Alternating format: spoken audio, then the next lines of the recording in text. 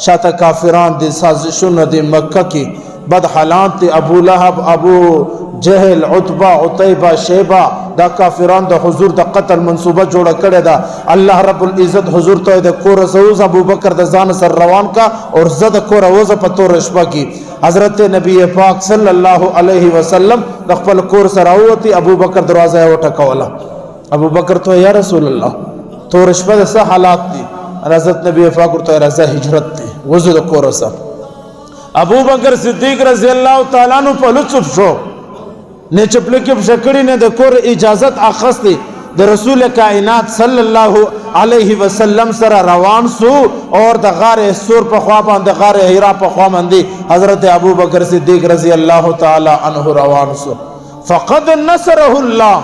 पतक तोरश पकी पतक सख्त हालात के द दुश्मन पर मुकाबला के द नबी अलैहि सलातु व सलाम सर चिचा मदद करी चाच द नबी अलैहि सलातु व सलाम सर जान यो करी चाच द नबी अलैहि सलातु व सलाम सर खपल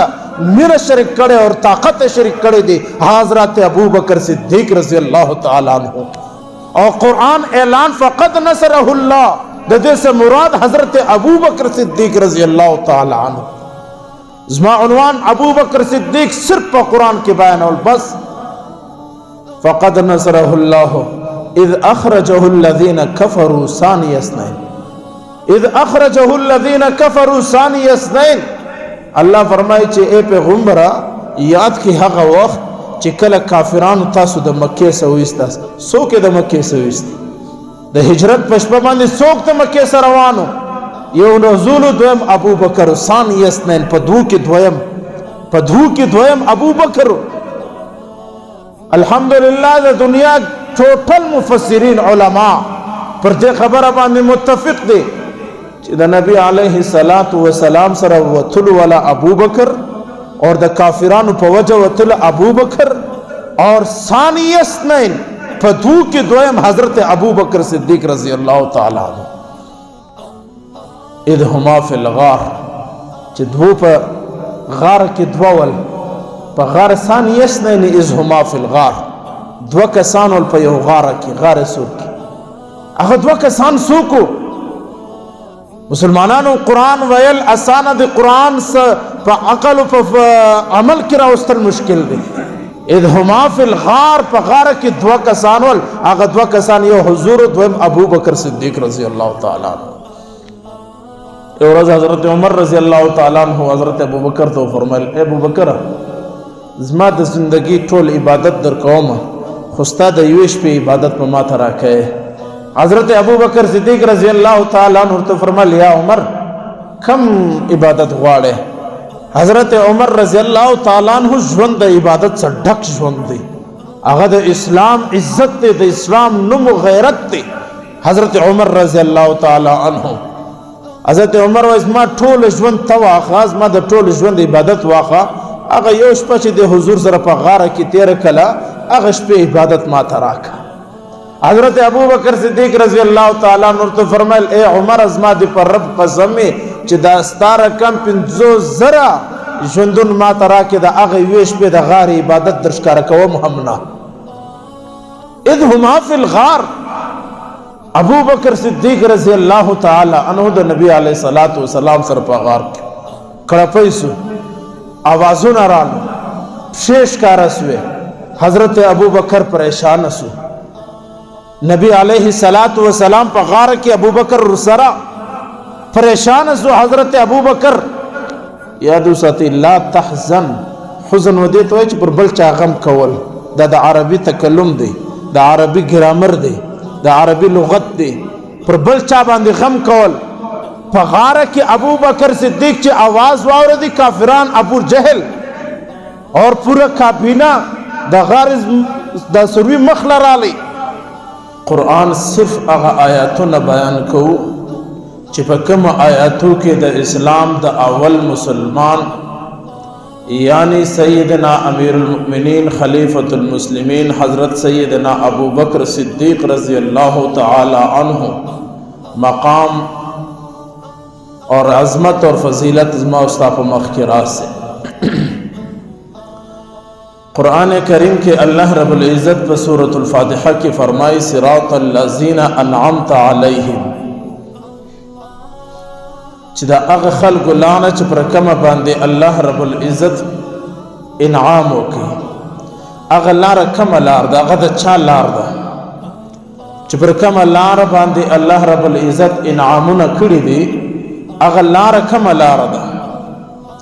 قرآن کې الله رب العزت په دریم سورت کې الله رب العزت فرمای اولئک الذین انعم الله علیهم من النبیین والصدیقین والشهداء والصالحین الله رب العزت وایي چې موږ په کائنات کې پر څلورو طبقو باندې پر څلورو مخلوقات باندې موږ انعامات کړي دي څلور طبقې دي اول د نبیانو طبقات دویم د صدیقین طبقات دریم د شهدا طبقات څلورم د نیکانو صالحین طبقات دغه څلور طبقې دي چې الله رب العزت په قرآن کې بیان کړي دي چې په دغه څلور طبقو کې الله رب العزت وايي ما انعام ورکړي دي زما نعمتونه او زما انعامات پر دغه طبقه باندې دي اولئک الذین انعم الله علیهم من النبیین والصدیقین والشهداء والصالحین اوله طبقه د نبیانو ده دویمه طبقه د صدیقینو ده دریمه طبقه د شهدا ده څلورمه طبقه د نیکانو صالحینو ده زموږ عنوان مقصد حضرت سیدنا صدیق اکبر رضی اللہ تعالی عنہ صرف اور صرف د قرآن پر رڼا کې بیان کول مقصد دی په دې انعام یافتہ طبقه کې دویمه طبقه د صدیقین ده اور نبی علیه الصلاۃ والسلام چې کله معراج لولاړي بیرته د معراج سره رالی ټول قوم د نبی علیه الصلاۃ والسلام مخالفت اور تکذیب وکي چې ته درواغ وایې په یو شپه کې نعوذ بالله تمره اسمانونه جنت جهنم الله ملاقات واپس مځکه دا درواغ دی هلته یو سړی میدان لرالی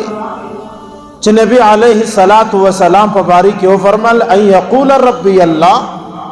تاسو د داسې سړی مخالفت کوي چې هغه زما رب الله دی ان یقول ربی الله تاسو د داسې سړی مخالفت کوي کم سړی چې دغه پیغام او دغه اعلان کړی دی چې زما رب الله دی وقالت حضرت سیدنا ابو بکر صدیق رضی اللہ تعالی عنہ میدان لرالی اور د پورا قوم مخالفت ہو کہ ارتو فرمال صدقت یا رسول اللہ اے دا اللہ رسول ترشتیا ہوا ہے نبی علیہ السلام ارتو فرمال یا ابا بکر انت صدیق ترشتیا گوئے دا صدیق لکب ابو بکر تا اللہ رب العزت ہمر کڑی دی د صدیق لقب و ابو بکر تا حضرت محمد مصطفیٰ صلی اللہ علیہ وسلم عمر کڑی دی اور دغ صدیقین پا قرآن کی موجود دی اولئک الذین انعم اللہ علیہم من النبیین والصدیقین پا صدیقین کی در طول الاول نم یعنی دس اوبولت سے صدیقان سردار د صدیقان اغا اول پہچان د صدیقان اغا اول نم په کائنات کې چې د چا راضي حضرت ابو بکر صدیق رضی اللہ تعالی عنہ دا د قرآن اولنی آیت دی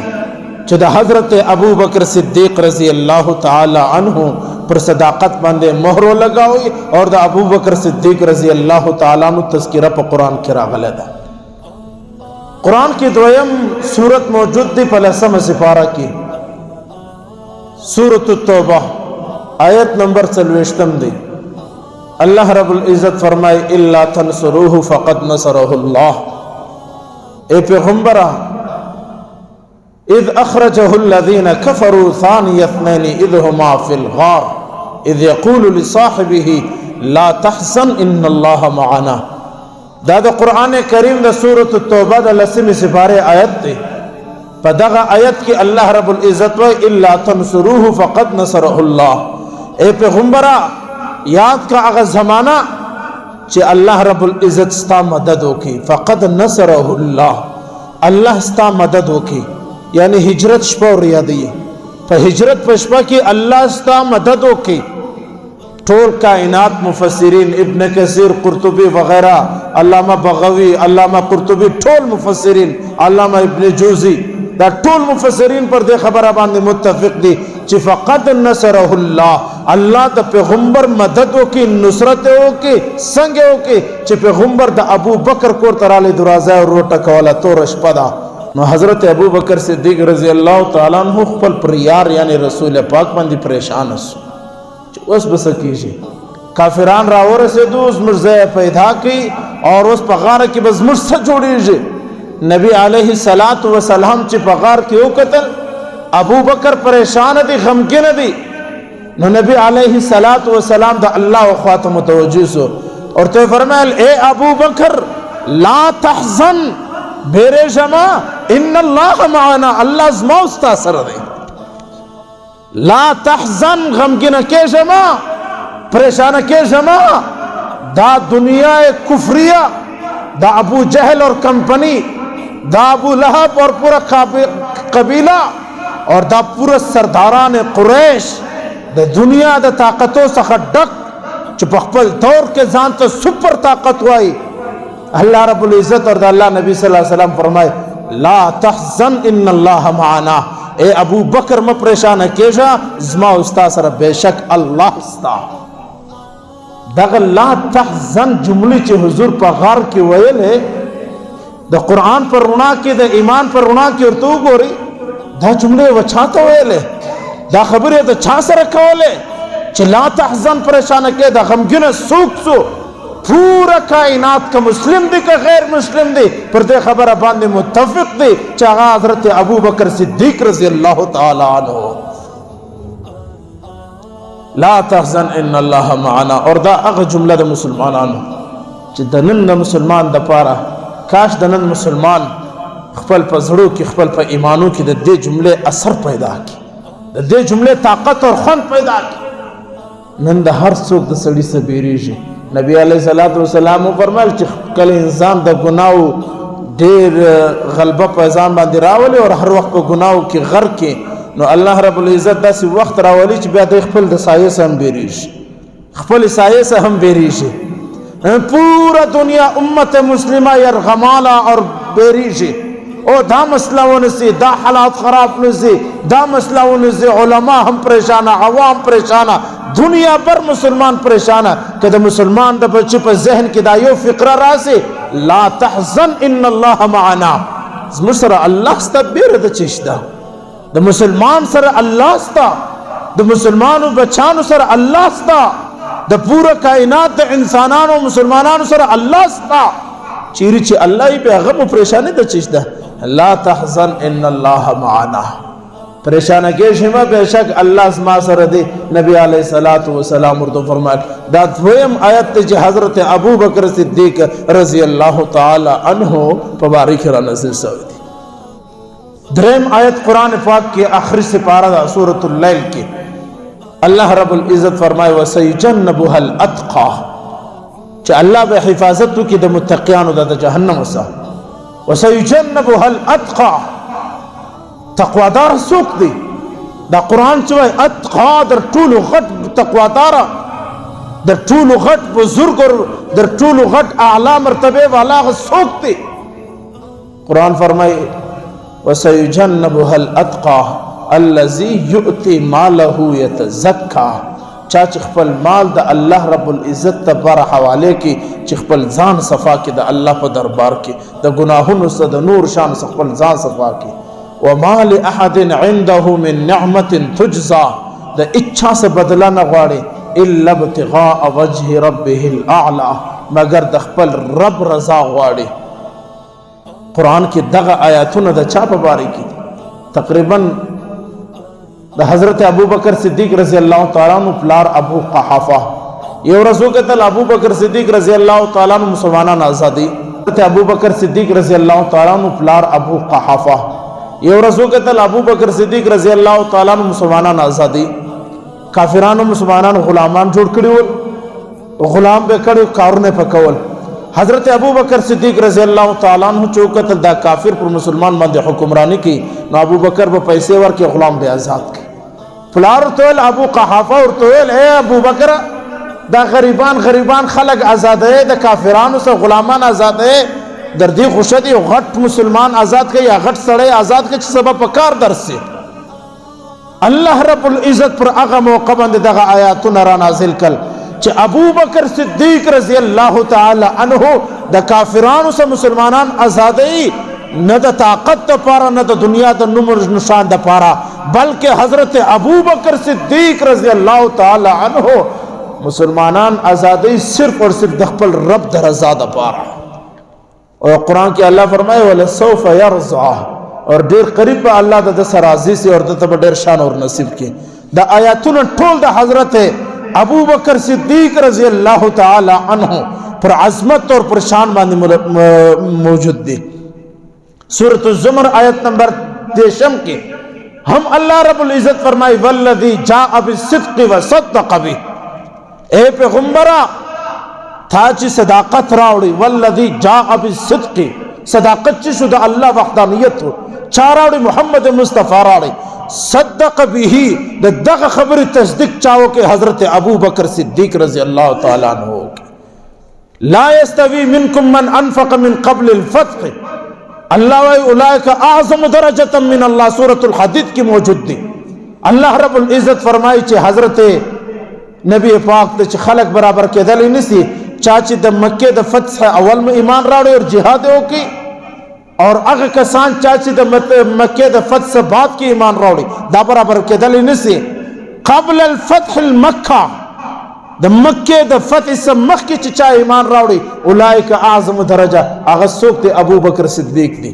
چاچی در طول مخ کی دا نبی علیہ السلام تلوار راواقس دی اور میدان جنگ کے ادھر دے اگر سوک دے حضرت ابو بکر صدیق رضی اللہ تعالی عنہ دے دا طول آیاتنا اور آیت استخلاف آیت تمکین دین وغیرہ وغیرہ آیاتنا دا طول پر دے خبر باندی موجود دی چی حضرت ابو بکر صدیق اگر واحد صحابی دی چیز دے چاہ تذکر اللہ پا قرآن کی کھڑی دی نور طول صحابہ 1.25 لاکھ صحابہ پر پیغمبر باندی ایمان راوڑی دی لیکن صحابیت پا قرآن کی موجود نہ دی دا چاچی صحابیت پا قرآن کی موجود دی چی دا واقعی دا نبی صحابی دی اگر یو صحابی دی حضرت ابو بکر صدیق رضی اللہ تعالی عنہ